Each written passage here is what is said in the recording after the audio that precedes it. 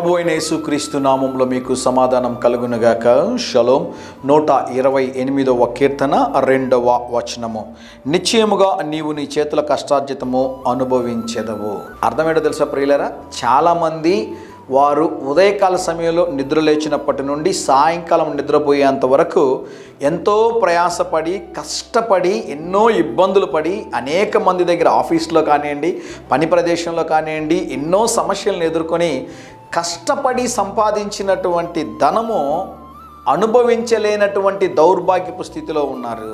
చేతుల కష్టార్జితము అనుభవించలేకపోతున్నారు. వారి కష్టార్జితం అంతా కూడా వడ్డీలకో, క్రెడిట్ కార్డు బిల్లులకో, లేకుంటే వేరే వాటికో ఖర్చు అయిపోతున్నాయి తప్ప వారు కష్టార్జితాన్ని వారు అనుభవించలేకపోతూ ఉన్నారు. ఈ ఉదయకాల సమయంలో ప్రభు మాట్లాడుతున్నాడు, నీ చేతుల కష్టార్జితము నీవు అనుభవించులాగున దేవుడు సహాయం చేస్తాడు. అయితే నేను ఎప్పుడు జ్ఞాపకం చేస్తుంటాను, 2 నిమిషాల సందేశం చూసేవారైతే మీకు ఈ మాట తెలుసు. Every blessing always connected with condition.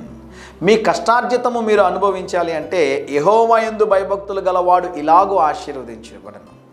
యెహోవా యందు మీరు భయము భక్తి అంటే దేవుని యందు మీరు భయము భక్తి కలిగిన వారుగా ఉంటే దేవుడు మీ చేతి పనిని ఆశీర్వదించి మీ సంపాదన దుష్టుడు దుర్మార్గుడు ముట్టకుండునట్లుగా దేవుడు మీరు దాన్ని అనుభవించినట్లుగా కృపను అనుగ్రహిస్తారు అని దేవుని సేవకుడుగా తెలియజేస్తున్నాను.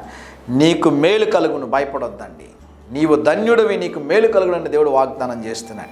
128వ కీర్తనలో ఉన్న శ్రేష్టమైన వాగ్దానములన్నీ మీ జీవితంలో నెరవేరాలి అంటే ఆయన త్రోవల యందు నడుచు వారికి, ఆయన యందు భయము భక్తి కలిగిన వారికి 128వ కీర్తన ఉండే దీవెనలన్నీ మెండుగా అనుగ్రహించబడునుగాక.